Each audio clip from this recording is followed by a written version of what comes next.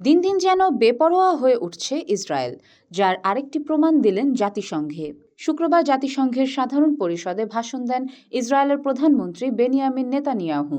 ভাষণে বিশ্ব নেতাদের সামনেই ইরানকে শাসালেন তিনি। মার্কিন যুক্তরাষ্ট্রের মদদ ও পশ্চিমা মিত্রদের সমর্থন নিয়ে অর্থ ও অস্ত্রের জোরে বিশ্বজুড়ে প্রভাব বিস্তার করছে ইসরায়েল। মধ্যপ্রাচ্যে একসঙ্গে দুটি যুদ্ধ শুরু করার পর তাদের টুটি চেপে ধরার পরিবর্তে যুক্তরাষ্ট্র ইসরায়েলকে অস্ত্র ও অর্থ সহায়তা অব্যাহত রেখেছে। তাই তো এবারও আমেরিকার মদদে নেতানিয়াহু ইরানকে হুমকি দিয়ে বলেন, যদি আপনারা আমাদের ওপর হামলা করেন আমরাও তার জবাব দেব। ইরানের যে কোনো জায়গায় ইসরায়েল আঘাত হানতে সক্ষম। বলি হওয়া তো দূরে থাকা, ইসরায়েল পাল্টা আঘাত করবে।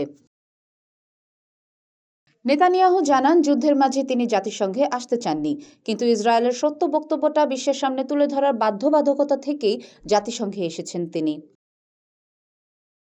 বক্তব্যের সময় তিনি দুটি মানচিত্র তুলে ধরেন। একটির ওপর লেখা ছিল অভিশাপ এবং অন্যটির উপর আশীর্বাদ।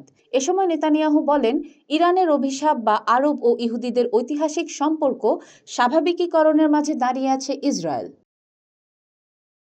তবে ফিলিস্তিন ও লেবাননে যুদ্ধবিরতির আহ্বান জানিয়েছেন জাতিসংঘে উপস্থিত বেশিরভাগ দেশের রাষ্ট্রপ্রধানরা। তারা ইসরায়েলের প্রতি হামলা বন্ধের অনুরোধ জানিয়েছেন। এই পরিস্থিতিতে ইসরায়েলি প্রধানমন্ত্রী নেতানিয়াহু দেশটির অস্তিত্ব রক্ষার উদ্বেগ তুলে ধরে আন্তর্জাতিকভাবে শক্তিশালী সমর্থন আদায়ের চেষ্টা করছেন।